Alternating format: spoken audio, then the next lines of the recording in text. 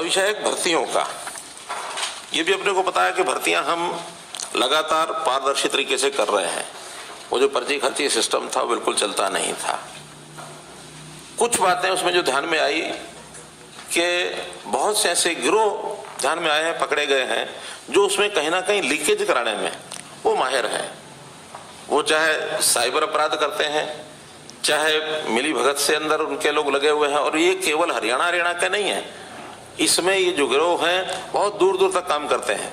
यानी इनकी जड़ें जम्मू कश्मीर में मिली, इनकी जड़ें हैदराबाद में भी मिली, इनकी जड़ें गुजरात में भी मिली, इनकी जड़ें यूपी में भी मिली।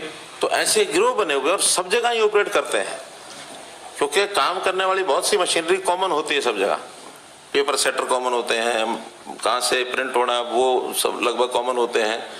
तो कहीं ना कहीं इनके सारे रूट्स बने हुए थे। लेकिन हरियाणा में इस बार हमने सफलतापूर्वक बहुत बड़ा ये नेटवर्क इनका तोड़ा है।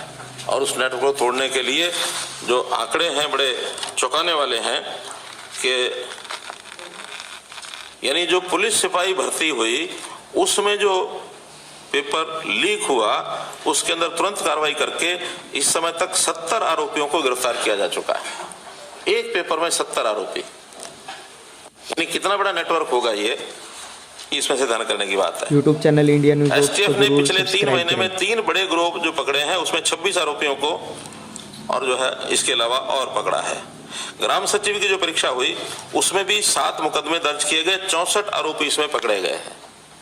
अब इसमें मेरा कहने का मतलब ये है कि ये चीजें ऐसा नहीं कि अब खड़ी हुई हैं, ये बहुत पहले से बहुत जगह पर ये चल रही होती हैं। जिसका दाव जैसा लगा वैसे करने लग गए, लेकिन हमने उनके सब के नेटवर्क काट दिए हैं, तोड़ दिए हैं। और मैं अब दावे से कह सकता हूं कि अगली कोई परीक्षा होगी उसमें किसी प्रकार का कोई लूप होल नहीं मिलेगा। इंपर्सोनेशन बहुत बड़ी मात्रा में होती रही है। नाम किसी का, परीक्षा कोई देके जा रहा है, परीक्षा देने कोई आ रहा है और पुलिस में उसके जो फिजिकल पैरामीटर के लिए कोई और आ रहा है। तो उनके सबके, हालांकि एक केस हमारे पास जेबीटी टीचर्स का भी आया था जो पिछली सरकार के समय था, जिसके निशान जो है थंब इंप्रेशन हमने मिलाए थे, हस्ताक्षर मिलाए थे और उसमें सैकड़ों लोग उसके अंदर पकड़े भी गए थे। लेकिन उस समय भी हमें ये नहीं था कि भी ये बहुत बड़ा ऐसा है कि सब जगह ये सारा विषय चल रहा है। लेकिन इस बार उस पर गहराई से हमने काम करके उसको पकड़ा है, एक बड़ी सफलता है। इसमें कोई कितना ही कहता रहे, लेकिन इस एक बीमारी को जड़ से दूर करने का काम ये सफलतापूर्वक हमने किया है। मैं इसलिए बता रहा हूं कि अब अगली भर्तियां बहुत जल्दी होंगी।